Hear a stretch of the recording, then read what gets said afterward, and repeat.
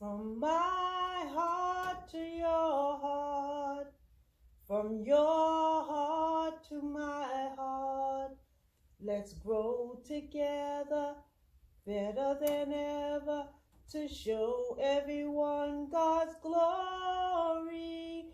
From my heart to your heart, from your heart to my heart, let's grow together better than ever to show everyone God's glory.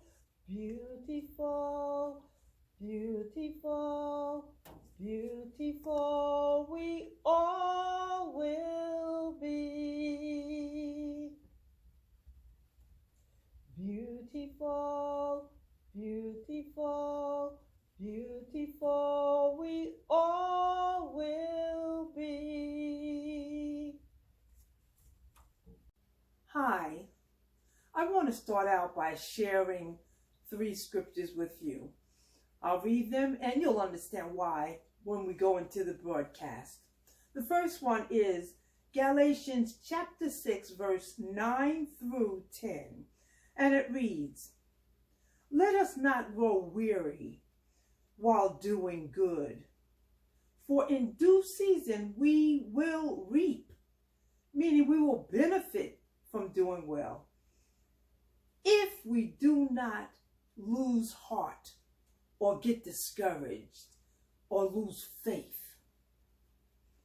Therefore, as we have opportunity, let us do good to all," meaning everyone, "especially to those who are in the household of faith." That means believers in Jesus Christ as their Lord and Savior. And the second scripture is the book of James, chapter 5, verse 16. And I'm actually going to start with the latter part of that verse where it says, "The effectual, fervent prayers of a righteous person avails much." And then the last scripture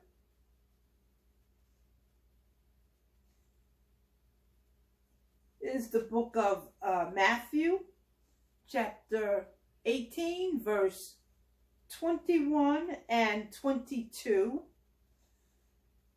And it says, "Then Peter came to Jesus and said, 'Lord, how often shall my brother sin against me, and I forgive him?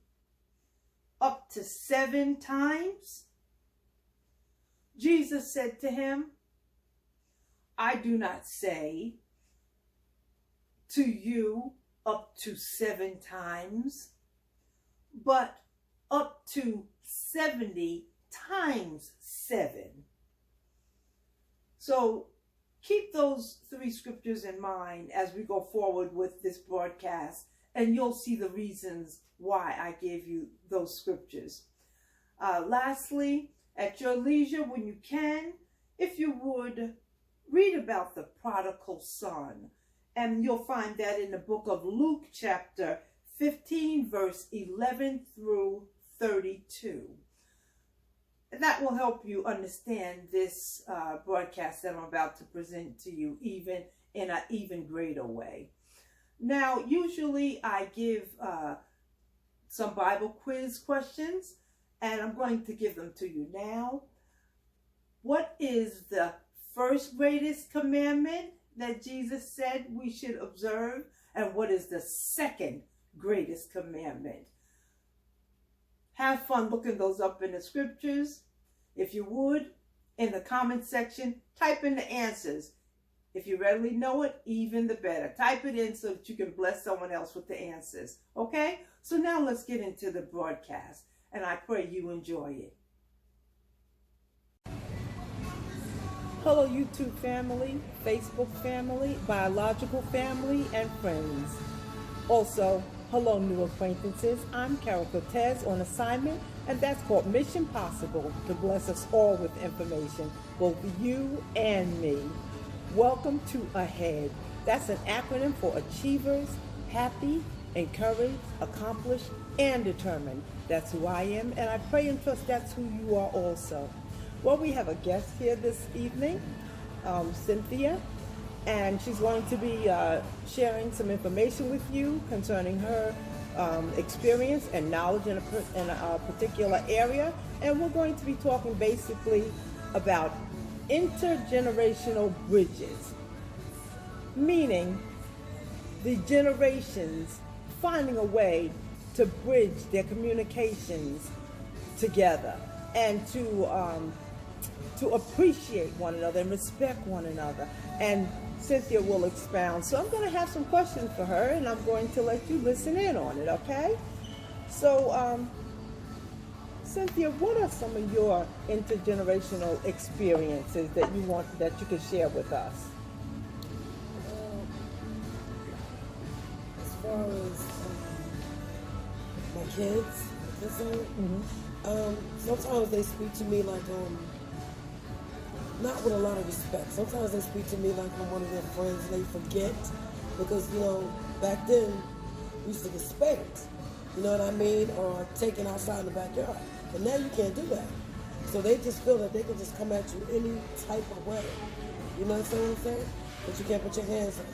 And also, what about youth that you generally may meet at church or on the street, in a department store? What are your experiences with them too? My experiences with them are, it's kind of different. They just speak differently. They don't really respect adults anymore. You know what I mean? They don't, yes ma'am, no ma'am, or they just in a whole new stride. You know what I mean? I can't explain it. It just is so different this generation. So what suggestions do you have in terms of things that you individually could do, I could do, other people could do? What are suggestions that you have? I suggest definitely they get back into church if they haven't been in, because that's what I was raised in. And respect elders, just get back and just do things and social things and try to help out the community instead of just all other kinds of nonsense, Because like when we was raised, it was totally different. It was rules. It wasn't no abuse, but we was definitely hit on our behind, and we didn't act right, and we was raised to respect our elders. So, besides that, what other suggestions can you give them in terms of things that they could maybe read, things that they maybe shouldn't be watching on TV or YouTube or Facebook or something? Anything that can help them in their journey to learn how to understand that even God said for the older women to teach the younger women, right, and the older men to teach the younger men. Right. And it was all about, passing the baton of wisdom and knowledge. So what are some of the things that you might add to that? I would tell them to definitely read the Bible. Read the Bible. Talk to your elders, talk to your grandparents if they're still alive, talk to your parents. Just, get involved. Definitely read books instead of being on social media all the time, running around clubs or whatever. Just get deep into yourself and find out what you're really about and what you want.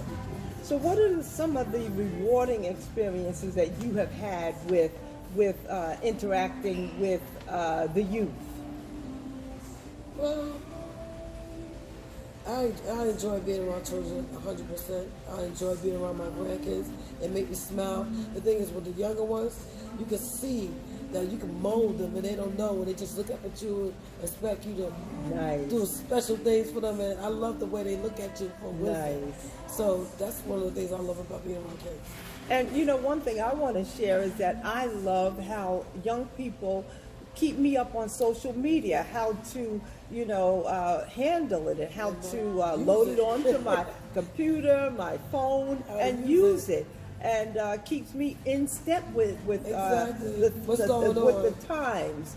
And then with me, I can share my wisdom, knowledge, and experiences with them. Right. And therefore, there's a benefit to them, and there's a benefit to me. Remember I told you prior, I said, I can't use my phone because I ain't got my granddaughter here. Yeah. She teaches me everything, you know what I mean? Come on, let me set your phone up. She set my phone up and everything. So I love kids, and they do look up to you for wisdom. And They do. you know, And it is a beautiful thing. I It's like what you were wonderful saying, thing. that it is a beautiful thing when we're able to communicate with one another. Me respecting the young people and enjoying them. Them respecting me and enjoying me. It's such a wonderful place to be, where we're both educating each other, Yeah, it's so enlightening. rewarding. It's so rewarding. It's rewarding. Oh, wow.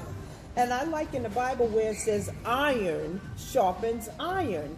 Young people have their own type of wisdom and strength, Yes. and go-to-itiveness, and so do we. So as we bridge our relationships and communications and we get to enjoy each other. Enjoy each other.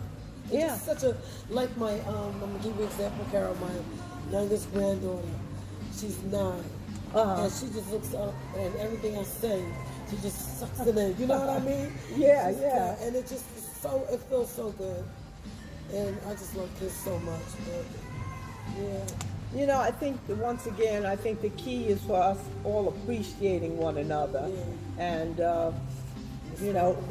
and the point is that God laid the foundation that we are to teach one another, and that the younger people will carry us into the next generational days, the wisdom that we pass on to them, and also currently we can enjoy the nowness of using social media and everything as they enlighten us. There are so many ways that the generations enlighten one another, and it's exciting when I see super exciting when I see one generation collaborating with the other and both growing in it all, and society benefits from it and each individual benefits from it. So I want to say thank you for checking in with us. I ask that you please, if you would, click on like, that you like this information. I have a slew of other broadcasts talking on saving money successfully, investing in corporate stocks, and the list goes on. We give you scriptures occasionally. So I ask that you please click on like, that you enjoyed this information. Hit or choose to subscribe. Please subscribe. Let YouTube know that this information is desired, it's helpful, and all the other broadcasts that I have put on my channel for you. And ring the bell. The notification bell is next to subscribe. Ring the bell, and you'll see 3 choices. Ring the solid one. That means that you want to be notified every time when I upload, and I upload approximately every 2 weeks, okay? And if you would, leave me your comments, your questions, your suggestions. Let me know how you handle the dealing with generations of different age groups, okay?